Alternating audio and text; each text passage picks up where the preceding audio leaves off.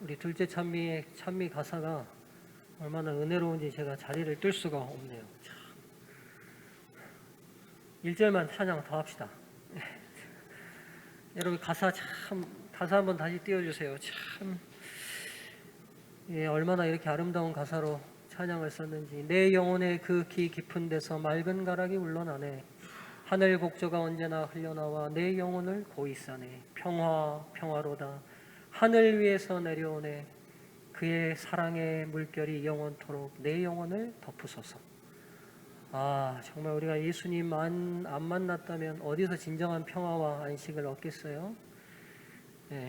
그래서 하나님이 창조의 기념일인 날짜의 이름까지도 안식의 날, 평화의 날이라고 이름을 짓지 않았습니까? 참.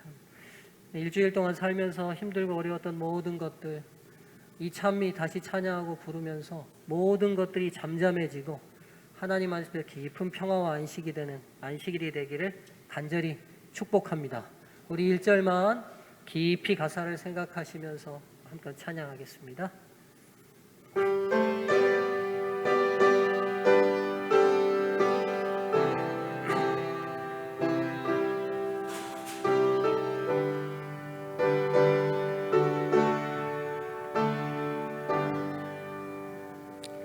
내 영혼의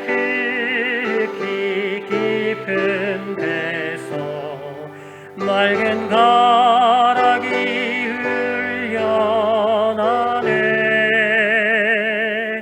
하늘 곡조가 언제나 흘러나와 내 영혼을 고이 싸네. 평화로다.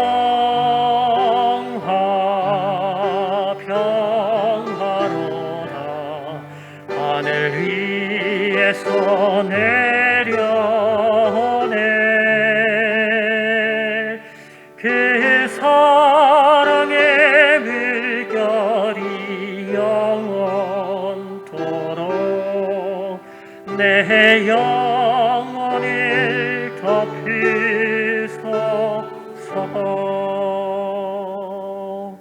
아멘. 우리 앞뒤 좌우 성도님들하고 좀 기쁘게 인사하실까요?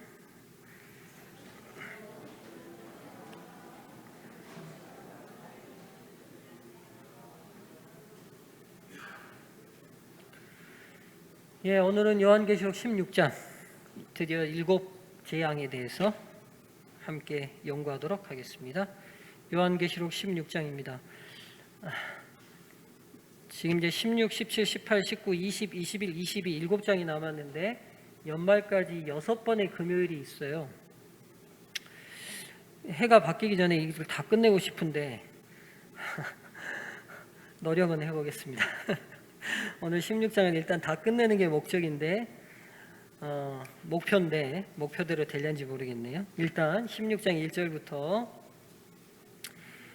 이제 7재앙은 크게 두 부분으로 나눌 수 있어요. 5째 재앙까지, 첫째 재앙부터 5째 재앙까지를 하나로 묶을 수 있고 6째 재앙, 7째 재앙을 하나로 묶을 수 있습니다. 그래서 일단 첫 번째 재앙부터 5번째 재앙까지를 일단 읽고 좀 다루도록 하겠습니다.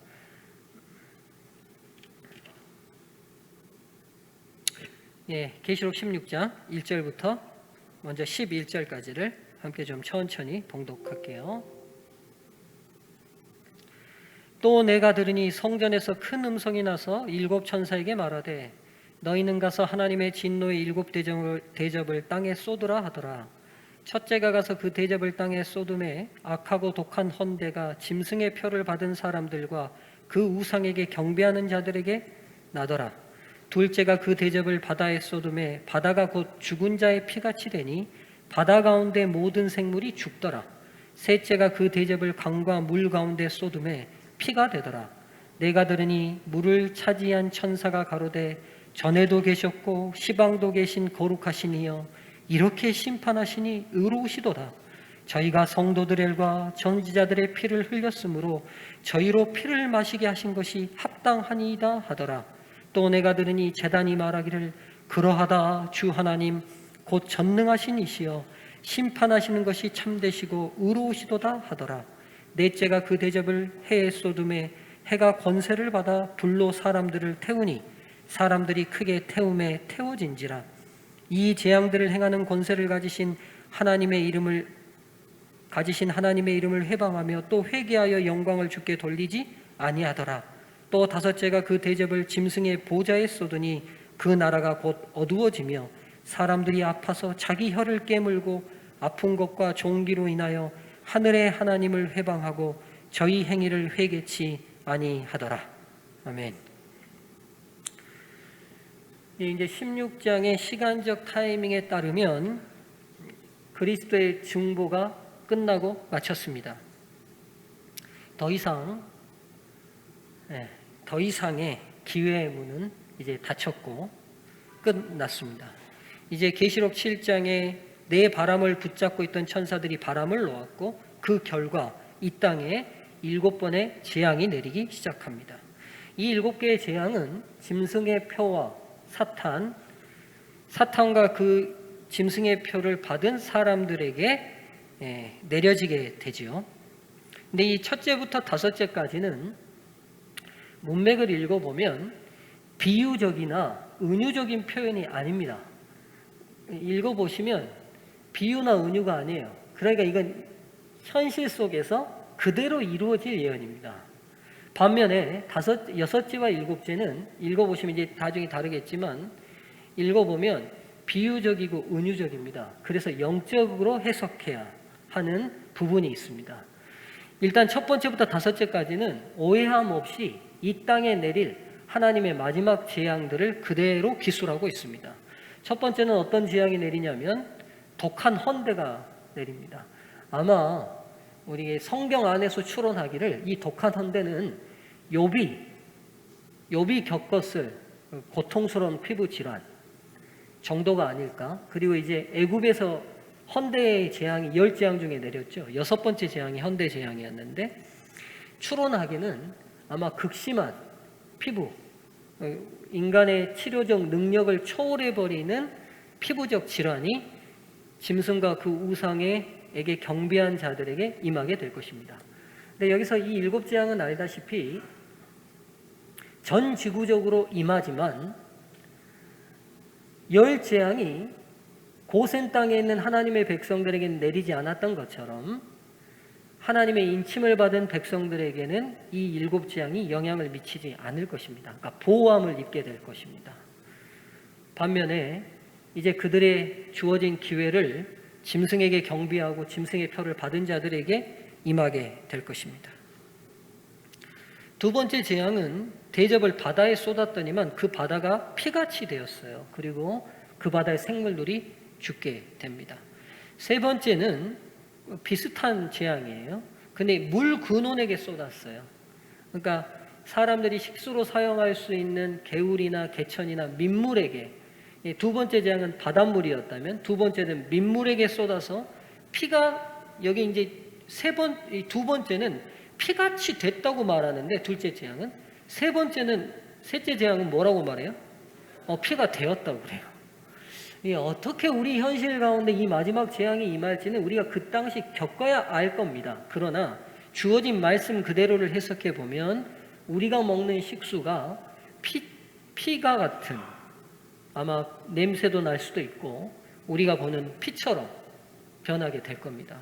근데 이 셋째 재앙이 우리가 먹는 식수가 피가 돼버리는 재앙이 내리는 이유를 5절과 6절이 설명하고 있어요. 그 이유가 뭡니까?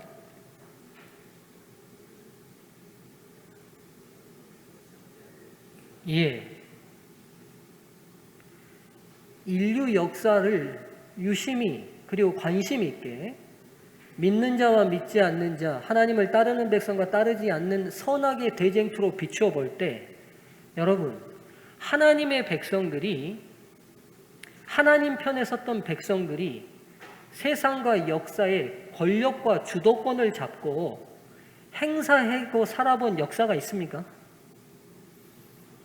하나님을 신실히 믿는 하나님의 백성들이 세상의 모든 권력과 모든 정치적 중심에 서서 대접받고 살아봤던 역사가 있나요? 아니면 수없이 신실했던 많은 하나님의 백성들은 그때그때의 정권과 국가는 달라져도 끊임없이 핍박받고 고통받고 순교당하고 살았습니까? 전자입니까 후자입니까 여러분? 그렇습니다 여러분. 선악의 대쟁투의 관점으로 볼 때 하나님의 백성은 에덴 동산 이후로 살아오면서 에덴 동산 밖에 나오자마자 무슨 일이 벌어졌어요 여러분? 가인이 누구를 쳐 죽입니까? 아벨을 죽입니다. 아벨이 잘못해서 죽었습니까? 그가 의롭기 때문에 죽었습니까? 그래요. 그의 죽음의 이유는 한 가지밖에 없어요. 그의 죄된 악행으로 죽은 게 아니라 그가 하나님 편에 신실했다는 게 그의 죽음의 이유였어요. 근데 여러분 이건 아주 상징적이고 의미 있는 이야기의 스토리의 첫 시작이에요. 이 말은 곧 무슨 말이냐? 예수님이 이 땅의 왕으로 심판자로 다시 오실 때까지는 이 중간의 모든 역사 동안 아벨과 같은 백성들이 많을 거다 적을 거다. 순교의 피가 예수님 재림 때까지 흘려질 수밖에 없을 거라는 상징적 시작을 나타냅니다. 여러분, 하나님께 진정으로 신실했던 백성들이 최고의 권력에서 권세를 휘두르고 지었던 역사? 그게 아니라 언제나 최고의 권력자들, 최고의 국가들, 강한 나라들로부터 신실했던 하나님의 백성들은 피하고 숨고 순교당하고 핍박받았던 게 선악의 대쟁투의 역사입니다. 그 순교자들이 죽을 때마다 그들이 하나님 앞에 호소했던 것들을 계시록이 상징적으로 제단 아래 호소하는 의인들의 피로서 설명하고 있어요. 우리가 앞에서 공부했던 것처럼 그들이 뭐라고 호소했어요?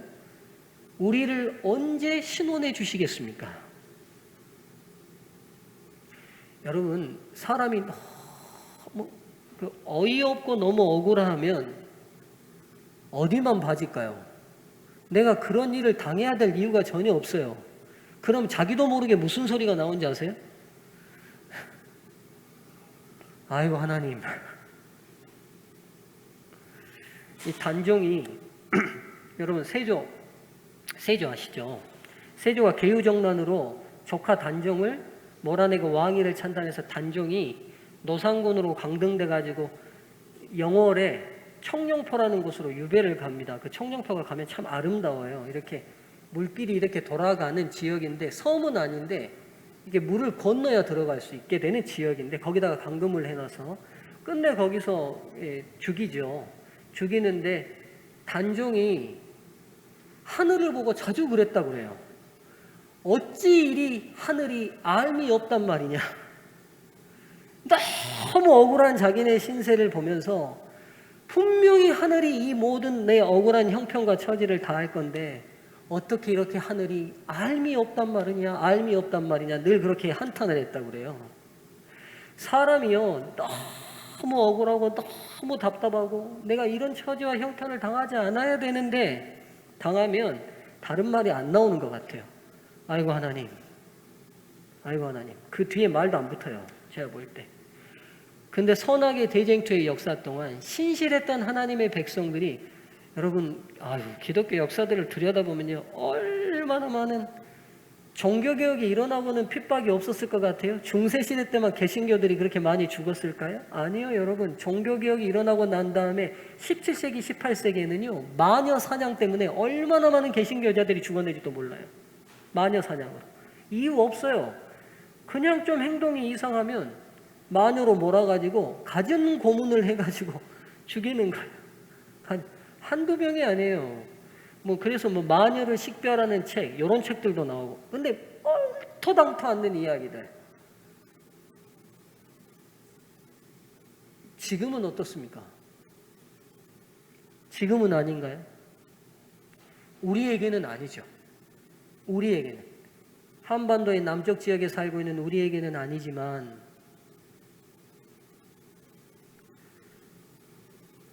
아직도 회교도권이나 아직도 강력한 사회주의 체제를 택하는 곳에서의 신앙을 하는 것은 지금도 누군가는 순교의 피를 흘리고 있을지 몰라요.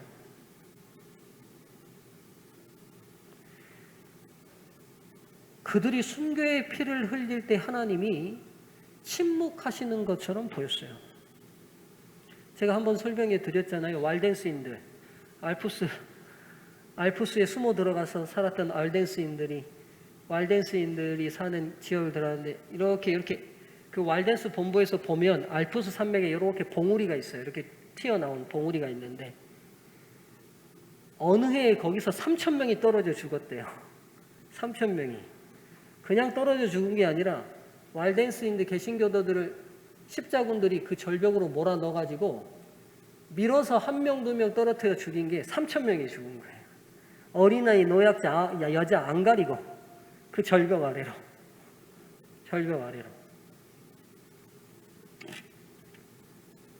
우리가 이런 일에 대해서 별로 관심 있게 역사를 쳐다보지 않았기 때문에 그러지만 선악의 대쟁투의 역사의 관점으로 역사가 흘러온 이야기를 들여다보면 복음이 여기까지 오기까지 얼마나 신실한 하나님의 많은 백성들이 순교의 피를 흘렸는지를 충분히 알 수 있습니다.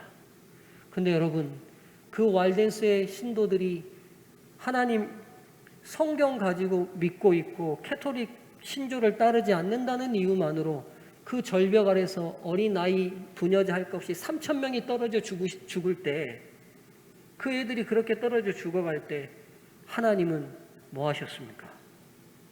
그렇죠?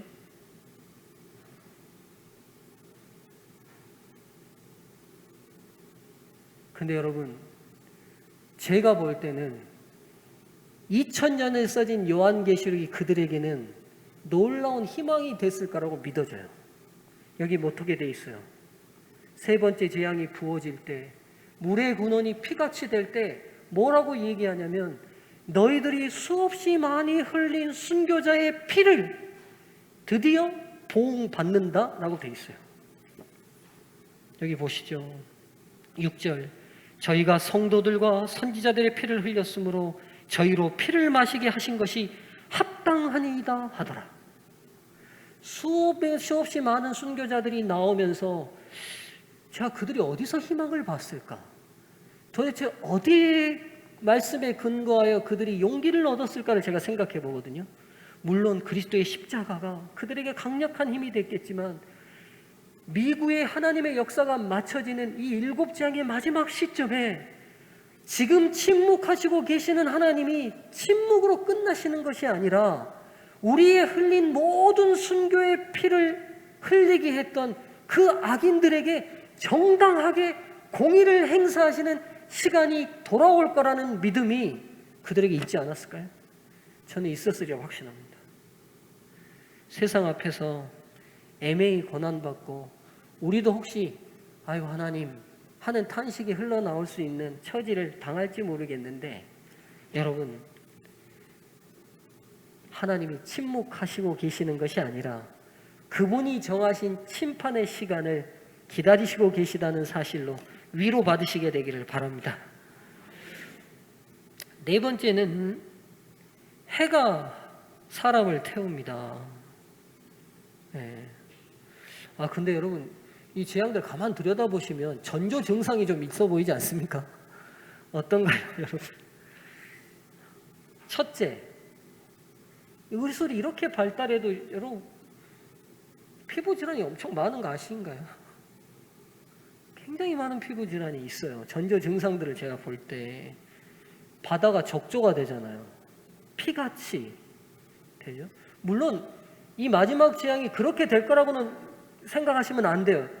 근데 그런 현상이 일어날 수 있는 전조적 증상들을 우리는 이미 지금 이 시대에 경험하고 있잖아요. 그렇죠? 물의 근원이 피처럼 된 것은, 피가 된 것은 우리가 아직 경험하지 못했지만, 네 번째 여러분, 태양이 뜨거워지는 것. 어떤가요? 지금 온난화로 그 남극이 엄청 추우실 것 같죠, 여러분? 남극이 굉장히 추울 것 같은데 남극이 영상 10도까지도 오르더라고요. 제가 그 세종기지에서 일하는 분의 인터뷰 내용을 좀 봤더니만 의외로 남극이 따뜻하다고 그래요. 그리고 이제 자기가 처음 그 연구를 하러 갔을 때 바로 눈앞에 빙벽이 있었는데 이제는 그 빙벽이 계속 녹아서 저 멀리 떨어진다고 하더라고요.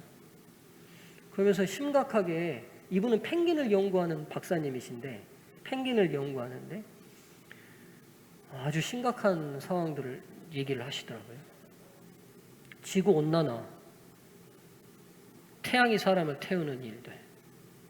물론 하나님께서 초자연적인 역사로 임하시겠지만 여하튼 이런 징조들의 전조가 우리의 삶 가운데 멀리 있지 않고 가까이 경험하고 있다는 사실은 틀림없는 것 같습니다. 근데 여러분 여기서 이런 재앙을 받는 이 짐승의 표를 받은 사람들의 반응을 한번 보시죠. 9절 반응이 어떻게 나옵니까? 아이고 우리가 악행을 저지른 것에 대한 보응을 받았다. 아이고 하나님이 진짜 공의로우신 분이시네. 이런 반응입니까? 아니면 어떤 반응입니까? 9절에 하나님의 이름을 회방하며 또 회개하여 영광을 주께 돌리지 아니하더라. 그러니까 하나님으로 그러니까 초자연적인 즉 사람에 개입하지 않는 특별한 신적 영역의 재난들이 일어나는데도 불구하고 그들이 그 재난을 일으키시는 하나님 앞에 그들의 악행들을 돌이켜보고 회개하는 기회로 삼는 게 아니라 도리어 마음이 어떻게 돼요? 강팍해지고 하나님을 더 욕하고 주님을 향해 저주하는 모습을 보이고 있어요. 그렇죠? 10절에 또 반복되죠. 11절에 10절 11절에 보면 그들이 또 그렇게 합니다. 7 재앙이 내리는 중요한 이유가 여기서 첫 번째 드러나요.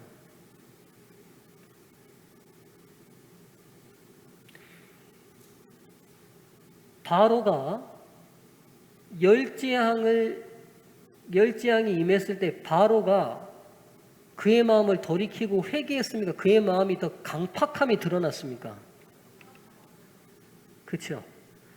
지금 여러분 이 재앙을 통해서 우리가 뭘 볼 수 있냐면 우리 마음에 일말에 이런 생각을 가질 수 있어요.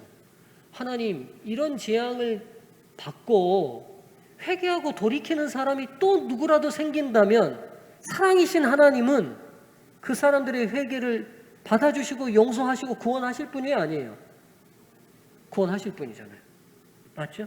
근데 이미 지금 중보는 끝났어요. 그리고 이 7 재앙이 내리고 있거든요. 그러면서 이 사람들이 반응을 통해 왜 이들이 짐승의 표를 받는 사람이었는지가 그대로 드러나는 거죠. 이해되시죠? 그러니까 이 7 재앙의 첫 번째 드러나는 증상이 뭐냐면 이 사람들에게는 또 다른 회개의 기회가 주어진다 해도 그게 선한 면이든 악한 면이든 어떻게 주어진다고 해도 돌이킨다 안 돌이킨다? 안 돌이키고 도리어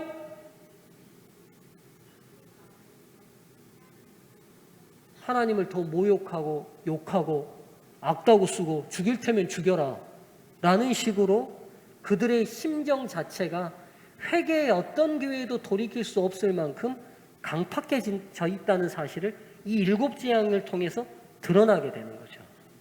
그렇죠? 또 두 번째 중요한 것 중에 하나가 여러분 10 재앙이 내릴 때 가만 보면 그 10 재앙은 하나님께서 나일강을 피로 만들고 개구리를 보내시고 뭐 이가 나오게 하시고 헌대가 하게 하신 것들은 뭐냐면 이집트에 다 그게 우리가 다 배워서 아시지만 그 10 재앙은 이집트에 다 뭐였어요? 신들이었어요. 그러니까 그들이 마땅히 섬겨야 될 창조주 하나님이 아닌 창조물을 섬기는 사람들이었어요. 창조물. 무슨 말인지 이해하시죠? 창조주가 만든 그 물건을 섬겼잖아요. 하나님께서 그래서 10 재앙을 통해서 나타내시고자 하신 두 번째 중요한 게 뭐냐면 너희가 섬기고 있는 것들이 진짜 섬겨야 될 것들이 아니라 그것들을 만드신 누가 있다는 걸 보여주고 싶으신 거예요. 맞아요. 하나님이 진정으로 너희들의 경배의 대상이라는 것을 드디어 드러내시는 거거든요. 이 7 재앙도 마찬가지예요. 그들이 짐승의 표를 받고 짐승에게 경배했던 중요한 이유가 있어요. 누가 자기들을 지켜줄 거다.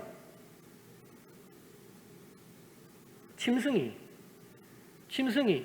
우리가 짐승을 따르게 될 때에 매매할 수 있는 경제적 이익도 얻고 삶의 모든 유익도 얻게 될 것이다. 내 삶을 지킬 수 있는 건 누가 지킨다?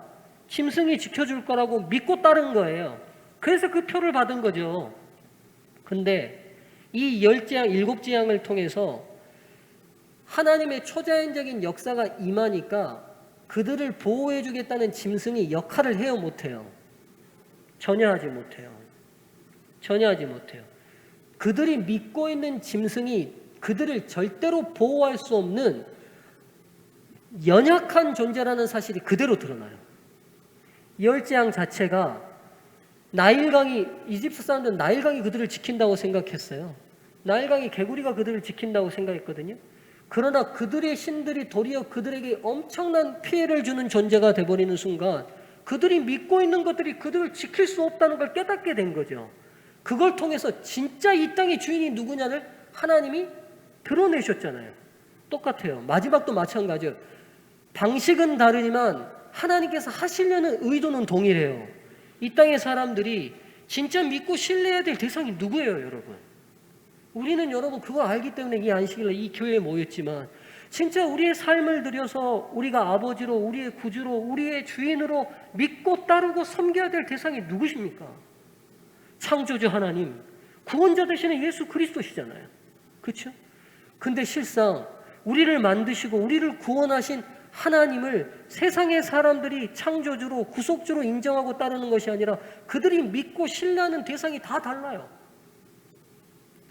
대부분의 많은 사람들이 이제는 믿는 게 뭐냐면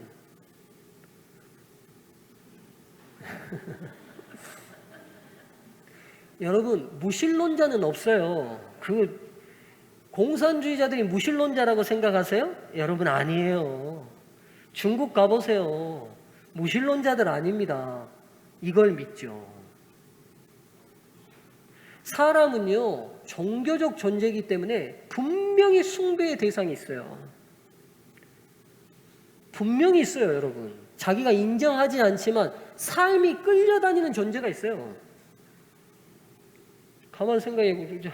오늘 여러분 오시기 전에 우리 장로님하고 나 앞에서 여러 가지 이야기들 나눴지만 이게 완전히 신이에요, 이제는. 그렇잖아요. 신이에요, 신. 그리고 그거면 나를 지킬 거라고 믿기 때문에 여러분 열심히 버는 거 아니에요? 일반인들이? 그렇잖아요. 왜 그토록 돈에 집착해요? 이유는 한 가지예요. 그게 누구를 지킬 거다. 그게 나를 지킬 거다. 그럼 신 아니에요? 맞잖아요. 그것에 그렇게 연연하고 그걸 모으려고 그러고 그것에 집착하고 그걸 어떻게 더 많이 증식시킬까를 고민하는 것은 한 가지예요. 나를 지킬 수 있는 게 뭐밖에 없다고 생각하니까요? 돈밖에 없다고 생각하니까요. 신의 자리에 그게 앉아있어요. 그렇죠? 근데 여러분 하나님의 초자연적인 재앙이 임하면 이 모든 것들이 다 믿고 우리가 믿고 따르고 신뢰했던 모든 것들이 다 우리를 지키지 못하는 존재라는 게 드러나게 될 거예요. 그리고 진짜 주인이 드러나실 거예요. 진짜 왕이 드러나실 거예요. 진짜 창조주가 드러나실 거예요. 그분이 지금 침묵하고 계시는 동안 이 은혜로운 시간에 우리가 그분을 선택했다는 것에 대해서 여러분 감사하시면 좋겠어요. 네, 감사하시면 좋겠어요. 그렇죠? 그분이요 진짜 주인인 것을 드러내는 순간은 더 이상 이제 그분을 주인으로 선택할 수 있어요, 없어요? 없는 시간에 드러내셔요. 예, 그렇죠? 춘향 전에 여러분 암행어사 출도하면 끝나잖아요. 그렇잖아요. 이미 춘향이는 암행어사 되기 전에 이몽룡을 선택했잖아요. 그러니까 암행어사 출도했을 때 달라진 거예요. 똑같아요, 여러분. 그분이 창조주로 드러내는 순간은 그때는 선택할 수 없어요. 그분이 조용히 침묵하시면서 우리에게 말씀으로 은혜로운 성령의 임재로 진정한 창조주 하나님이 누군지를 기억하라고 사랑으로 호소하실 때 우리가 그분을 받아들인 것은 얼마나 은혜입니까? 그렇죠? 여러분, 그런 사랑의 하나님을 아직 하나님으로 인정하지 않는 여러 사람들에게 우리의 삶이 아름다운 경종이 되면 좋겠습니다. 자, 두 가지 정리했습니다. 7 재앙이 내리는 중요한 이유 두 가지. 첫 번째, 다시 정리해 보면 그들에게 어떤 기회가 다시 주어져도 하나님을 선택하고 회개할 여지가 남지 않는 강팍함을 그대로 드러내요. 이걸 통해서 하나님의 심판이 공의롭고 정의로웠다는 게 드러나는 거죠. 그렇죠? 만일 여러분 이때 누군가 다시 회개하고 돌이켜버린다면 하나님의 심판에 문제가 있어요, 없어요? 있게 되죠. 그렇죠? 하나님은 은혜롭고 노하기를 더디하시고 회개하는 자는 누구든지 구원하신다는 분이신데 어떻게 그런 사람들을 구원하지 않으십니까? 하고 또다시 하나님의 사랑과 하나님의 심판에 항의하고 문제를 제기하는 또 다른 문제에 휩싸이게 됩니다. 이걸 통해, 이 7 재앙을 통해 하나님의 심판이 공의로우셨다는 게 드러나게 돼요. 이들에게는 더 기회가 주어져도, 더 어떤 은혜가 부어져도 하나님을 선택할 수 없을 만큼 강팍해져 있음이 드러납니다. 두 번째는 사람들이 믿고 신뢰했던, 그들의 삶을 지켜줄 거라고 믿었던 그들의 신이 진짜 신이 아니라 다 허상에 불과하고 진짜 창조주와 진짜 주인이 누구신지 드러나게 됩니다. 그래서 여러분 7 재앙을 저도 어렸을 때 이 교회에서 막 배울 때 막 두렵고 떨림으로 배웠는데 은혜인 것 같아요. 이게 일어나는 현상들은 정말 두렵고 떨리잖아요. 우리의 생존이 위협을 느끼는 것처럼 보이는 무서운 재앙이지만 이 재앙을 통해서도 변함없이 하나님이 우리의 아버지시고 구주이심을 드러내시고 내시고자 하는 재앙이라고 생각하시고 두려움 없이 믿음으로, 사랑으로, 은혜로 이 7 재앙을 바라볼 수 있기를 바랍니다.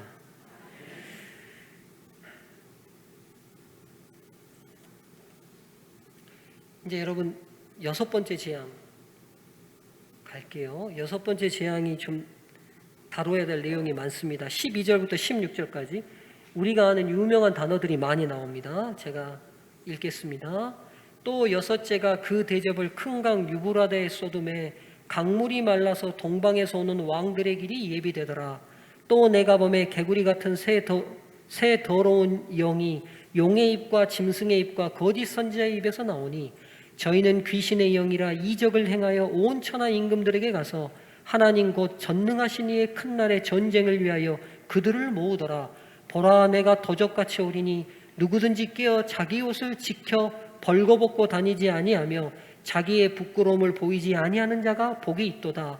새 영이 히브리음으로 아마겟돈이라 하는 곳으로 왕들을 모으더라.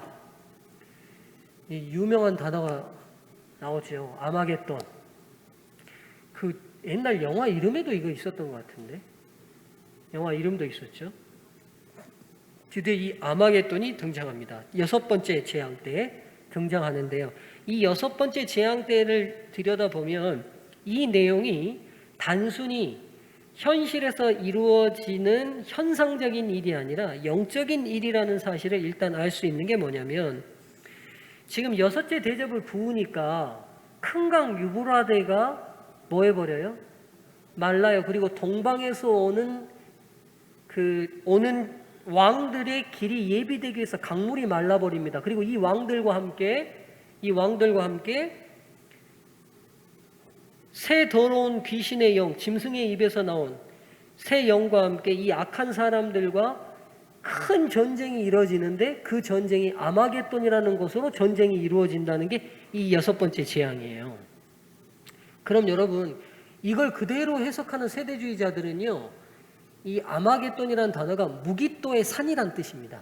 무기또의 산. 그럼 이 무기또가 어디냐? 무기또가 어디냐면 지중해와 갈릴리 호수 사이에 있는 인위적으로 쌓아 올린 야트막한 요새 언덕입니다.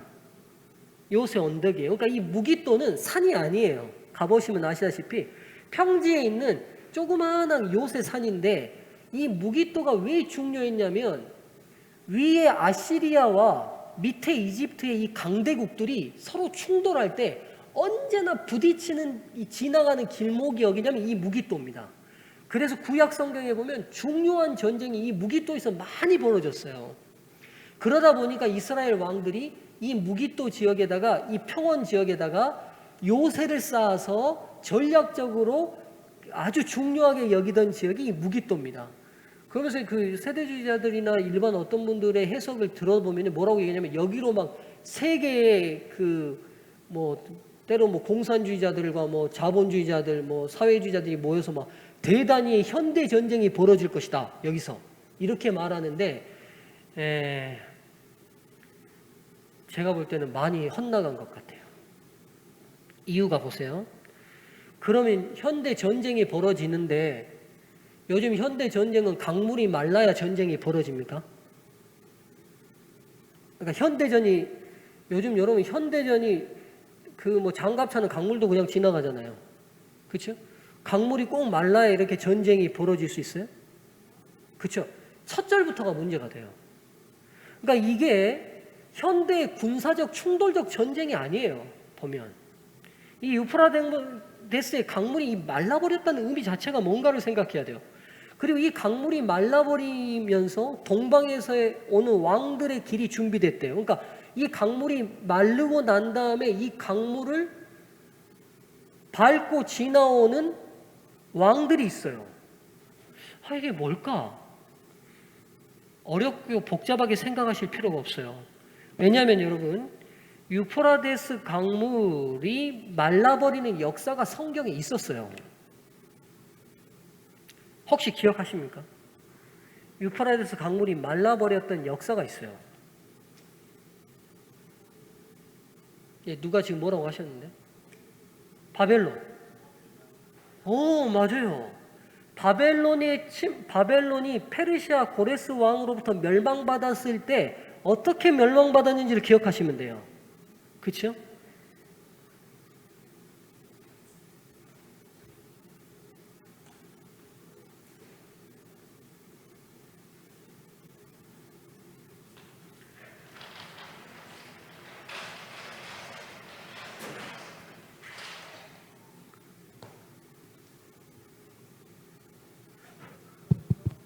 여러분 그 눈을 봐서는 제가 여기서 딱 끝나고 기도하면 좋겠는데 많이 피곤하시죠? 근데 여러분 말씀이 힘이 있음을 좀 믿고 조금만 더 할게요. 제가 어차피 아마겟돈을 다 끝내지는 못했는데 이 배경적 지식을 알아야 아마겟돈을 정확히 이해해요. 안 그러면 엉뚱한 소리 하게 돼 있어요. 자, 철저히 요한계시록은 구약적 배경 속에 기록돼 있어요. 그래서 여러분 요한계시록이 그래서 어렵다고 제가 여러 번 말씀드렸죠.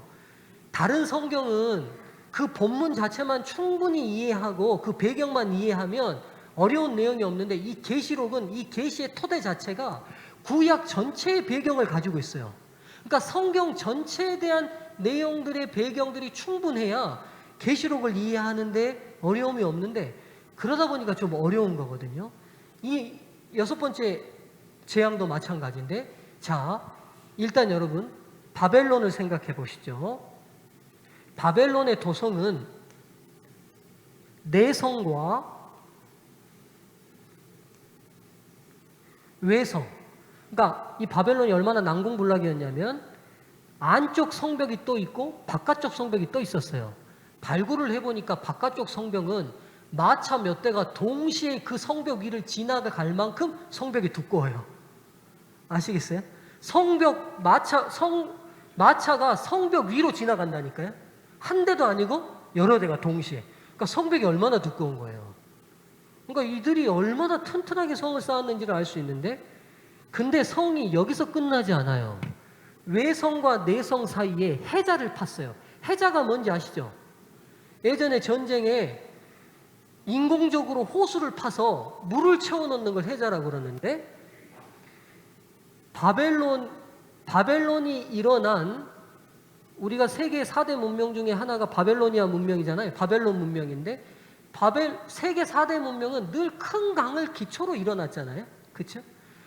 그래서 여러분 바벨로니아가 고대 문명을 꽃피울 수 있었던 중요한 이유가 뭐냐면 유프라데스라는 강이 있었기 때문이에요. 바벨론의 풍요로움은 다 어디서 왔느냐? 이 유프라테스와 티그리스라는 두 강에서 왔어요. 강에서. 근데 이 바벨론이 어떻게 지어졌냐면 유프라테스 강물을 끌어들여서 성벽 밑으로 해가지고 들어오게 해서 여기를 전부 다 물로 채워가지고 나가게 했어요.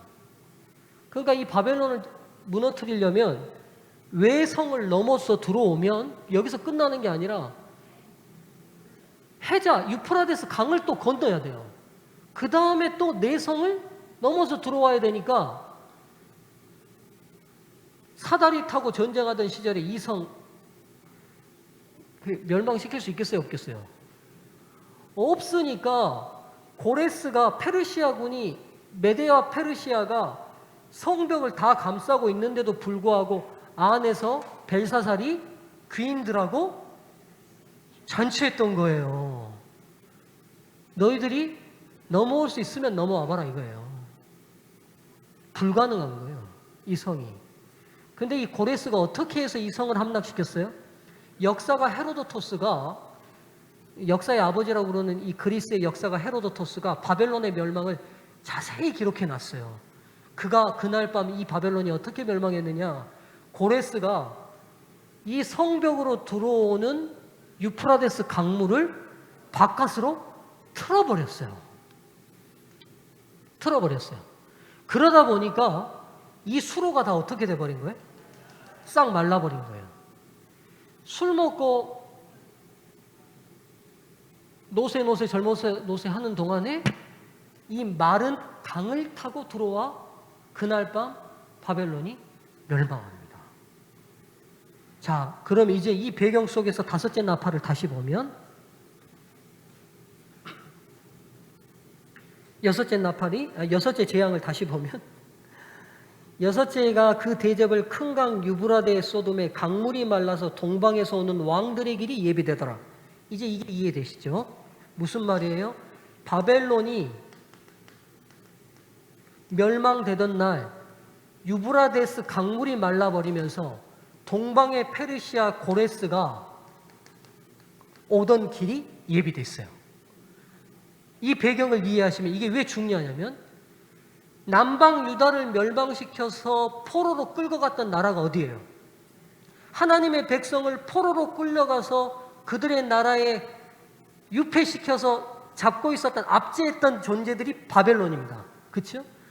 바벨론이 드디어 유프라데스 강물이 마르고 동방에서 온 고레스 왕을 통해서 무너짐으로 인하여 바벨론에 잡혀 있었던 하나님의 백성들이 어디로 돌아갔어요?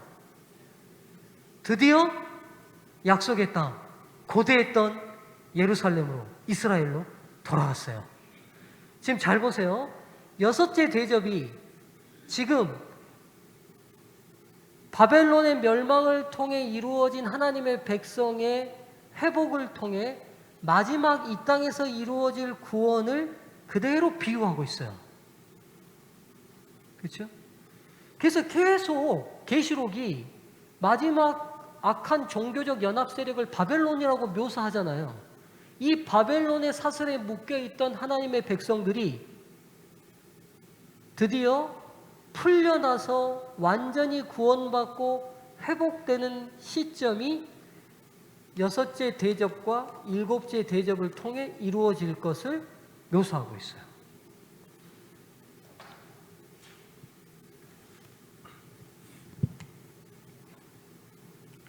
더하면 힘드시니까 여기까지만 하실게요. 여기까지 하시고 이제 이 배경을 충분히 이제 어떤 그림인지도 이해하셨죠? 그러면 이제 이 이후에 나타난 아마겟돈이 무슨 의미인지, 그렇죠? 아마겟돈이 무슨 의미인지, 그리고 이 유프라데스 강물이 말라버렸다는 것이 현실의 세계에서 어떤 의미인지 다음 시간에 연결해서 하도록 하겠습니다. 근데 제가 걱정이 뭐냐면 이렇게 어떤 한 챕터를 안 끝내고 가면 그 일주일 지나서 또 오면 여기 처음부터 다시 설명해야 되니까 걱정인데 잊어버리지 말고 조금만 기억하고 이 배경은 쉽잖아요. 이 배경만 이해하시고 오시면 됩니다. 기도하겠습니다. 은혜로우신 하나님, 한 주 동안 우리의 믿음의 성도들 선악의 대쟁투의 현장에서 하나님 편에 고군분투하며 서도록 붙들어 주셔서 감사합니다. 우리의 육신의 힘이 세잔해지고 우리의 영적 지력이 약해져 있을 이때에 이 안식일 우리에게 다시 주님 품에 모이도록 도와주시니 감사합니다.